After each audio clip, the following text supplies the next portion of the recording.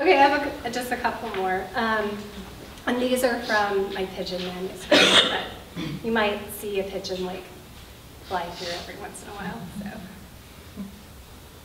I'm trying to think if this one has anything else I need to. No. It begins with a quote by Elizabeth Willis, and it's from an interview where she says, "The poem ends when the sound of it is finished." Drown these beds, land of nod, leaf weight needling light, mirrors in the back of the throat, the scent in the dark is a heaviness I recognize, like a word I got this far by swallowing, jars of it, and became one with the grammar that makes us open to abandonment. And I hear operational daylily, deserted car park, no other body one can take off, room of scorpion claws, leaf stars, tip the dark arc the branch describes like an altar, make a ring with dandelion seeds inside, make a ring with a large glass globe with punk rock inside, make the drive to the desert all children in the capital city associate with spring, these weeds that lure my eyes, the crystal castle we dreamed of when we were high 1,000,000 years ago. We crawl under the tunnel of language and look up.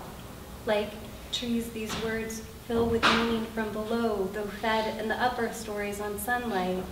The politics of that we enjoyed being together, that eventually will vanish and these birds will sound like rending the notes of our absence. Leaf split, light in the corollaries. Century of rats is the model for empathy.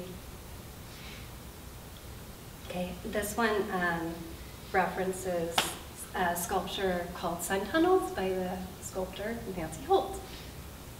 She died, so this was on the occasion for that. Urania's mirror, sun tunnels, Columba, as another way to say our surfaces became filthy with the immensity of our inner lives, to reveal the shape, tingling, gray dove print we wore across such questions, as if we'd know where to keep it. The book said that the child be comforted by a sense of belonging and significance. How do we make it work? You are invisible, go visible. Put the words together so it sounds like the crinoline of devotion. Eat whole lines. Pin the sheet to your arms like a kind of exterior Morgellons. Arrange the threads. Rearrange the toys in an endless loop that one could step into that kind of music to protect each other from rawness. How do we stay here?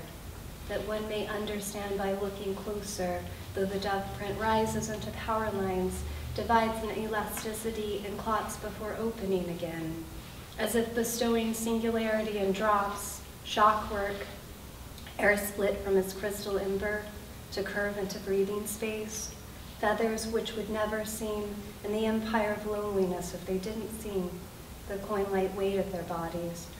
These transactions are digital and spread. I have one more. This has a line by Clark Coolidge, and I noticed a lot of his books are over there, which is kind of cool. Then the feeling that to take a picture would multiply it, vascular access, druid gown, pile of dust, debt script come nights of B-movie coughing. We live intruded by a world of absolute plurals, Clark Coolidge. Double fronds of ligustrum split at the windows with lizards. Child on the couch asleep in his emerald network, breeze, plural, pearled, plural, an apoplexy, furled green scoping the space against, I don't ever even want the cops to find him. Law we live inside is a house held up on the outside by violence. The century which moved by with its gown and blood, heels full of jewels. You'll never guess how much water will cost in the future. Your eyes, or else an airless body, and the streets of stray animals who will restore us with their surgical teeth and secret bacteria, the rib work. Thanks, guys.